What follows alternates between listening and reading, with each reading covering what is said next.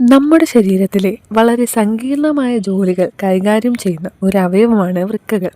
ഈ വീഡിയോ വൃക്കയുടെ ഘടനയെക്കുറിച്ചുള്ളതാണ്. അണുബാധകളിൽ നിന്ന് വൃക്കകളെ സംരക്ഷിക്കുന്നതിനായി ഒരു കട്ടിയുള്ള പാളി കൊണ്ട് വൃക്കകളുടെ കോർട്ടക്സിനെ പൊതിഞ്ഞിരിക്കുന്നു. ഈ പാളിയെ റീനൽ ക്യാപ്സ്യൂൾ എന്ന് വിളിക്കുന്നു.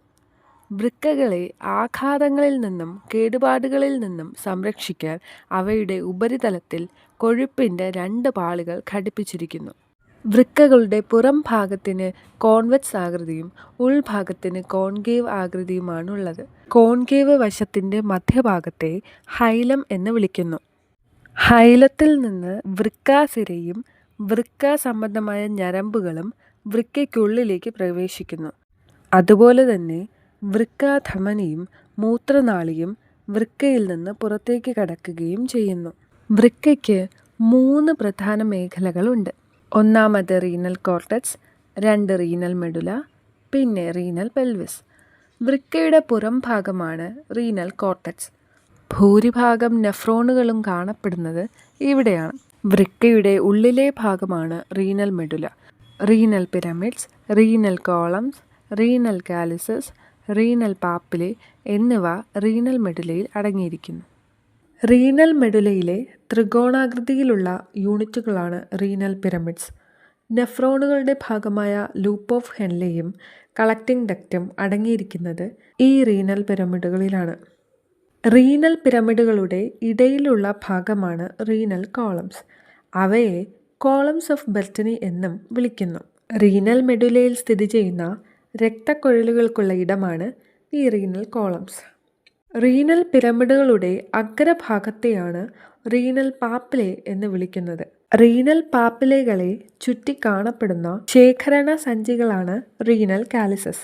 റീനൽ പാപ്പിലകളിൽ നിന്ന് റീനൽ പെൽവിസിലേക്ക് മൂത്രം കൊണ്ടുപോകുക എന്നതാണ് റീനൽ കാലിസുകളുടെ ധർമ്മം. വൃക്കയുടെ മധ്യഭാഗത്തുള്ള ഒരു ക്യാവിറ്റിയാണ് റീനൽ പെൽവിസ്. വൃക്കയുടെ ഫിസിയോളജിക്കൽ യൂണിറ്റുകളാണ് നെഫ്രോണുകൾ. നെഫ്രോണിന് 2 ഭാഗമാണുള്ളത്. ഗ്ലോമറുലസും റീനൽ ട്യൂബ്യൂളുമാണ് അവ. രക്തം ശുദ്ധീകരിക്കുന്നതിനുള്ള സ്ഥലമാണ് ഗ്ലോമറുലസ്. റീനൽ ആർട്ടറിയുടെ ഒരു ശാഖയാണ് അഫറന്റ് ആർട്ടീരിയോൾ. ഈ അഫറന്റ് ആർട്ടീരിയോളാണ് ഗ്ലോമറുലസിലേക്ക് ശുദ്ധീകരിക്കാനുള്ള രക്തം കൊണ്ടുപോകുന്നത്. ഗ്ലോമറുലസിൽ നിന്നുള്ള ശുദ്ധീകരിക്കപ്പെട്ട രക്തം പെരിട്യൂബുലാർ കാപ്പിലറീസിലോട്ടും വാസ റെക്റ്റയിലോട്ടും അതുവഴി കിഡ്നിയുടെ വീനസ് സിസ്റ്റത്തിലോട്ടും കൊണ്ടുപോകുന്നത് ഇഫറന്റ് ആർട്ടീരിയോളാണ്. റീനൽ ട്യൂബ്യൂളിൽ Bowman's capsule, proximal convoluted tubule, loop of Henle, distal convoluted tubule, collecting duct എന്നീ 5 ഭാഗങ്ങൾ അടങ്ങിയിരിക്കുന്നു. റീനൽ ട്യൂബ്യൂൾ ആരംഭിക്കുന്നത് ബോമാൻസ് ക്യാപ്സ്യൂളിലാണ്. ഗ്ലോമറുലസിനെ ചുറ്റി കാണപ്പെടുന്ന ഒരു കപ്പ് പോലുള്ള ഭാഗമാണ് ബോമാൻസ് ക്യാപ്സ്യൂൾ. ഗ്ലോമറുലസും ബോമാൻസ് ക്യാപ്സ്യൂളും ചേർന്നുണ്ടാകുന്ന ഘടനയാണ് റീനൽ കോർപ്പസ്കൾ.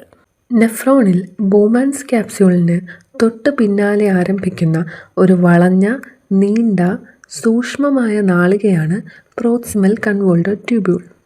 യു ഷേപ്പുള്ള ലൂപ്പ് ഓഫ് ഹെൻലെയാണ് ട്യൂബ്യൂളിൻ്റെ അടുത്ത ഭാഗം. ലൂപ്പ് ഓഫ് ഹെൻലെയിൽ ഒരു ഡിസെൻഡിങ് ലിംബും ഒരു അസെൻഡിങ് ലിംബും അടങ്ങിയിരിക്കുന്നു. അത് കോർട്ടക്സിൽ ആരംഭിക്കുകയും പിന്നെ മെഡുല്ലയിലേക്ക് നീങ്ങുകയും അതിനുശേഷം തിരികെ കോർട്ടക്സിലേക്ക് മടങ്ങുകയും ചെയ്യുന്നു.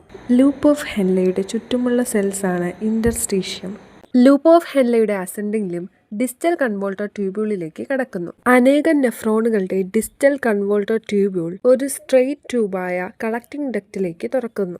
അനേകം കളക്റ്റിംഗ് ഡക്റ്റുകൾ ചേർന്ന് റീനൽ കാലിസിസിലൂടെ റീനൽ പെൽവിസിലേക്ക് തുറക്കുന്നു. ഇഫറന്റ് ആർട്ടീരിയോൾ റീനൽ ട്യൂബ്യൂളിന് ചുറ്റും ഒരു ചെറിയ രക്തക്കുഴലായി ശാഖിതമാകുന്നു. ഈ രക്തക്കുഴലിനെയാണ് പെരിട്യൂബുലാർ കാപ്പിലറീസ് എന്ന് വിളിക്കുന്നത്. പെരിട്യൂബുലാർ കാപ്പിലറീസിന്റെ ഒരു ശാഖ ലൂപ്പ് ഓഫ് ഹെൻലെക്ക് സമാന്തരമായി കടന്നുപോകുന്നു. യു ഷേപ്പുള്ള ഈ രക്തക്കുഴലിനെയാണ് വാസ റെക്റ്റ എന്ന് വിളിക്കുന്നത്. വൃക്കകളെ കുറിച്ച് കൂടുതലായി അറിയാൻ നിങ്ങൾ ആഗ്രഹിക്കുന്നുണ്ടോ എങ്കിൽ ഉറപ്പായി ഞങ്ങളുടെ യൂട്യൂബ് ചാനൽ സന്ദർശിക്കൂ, nephrons and beyond. Do you like to watch this video in English? Click on the link in the description.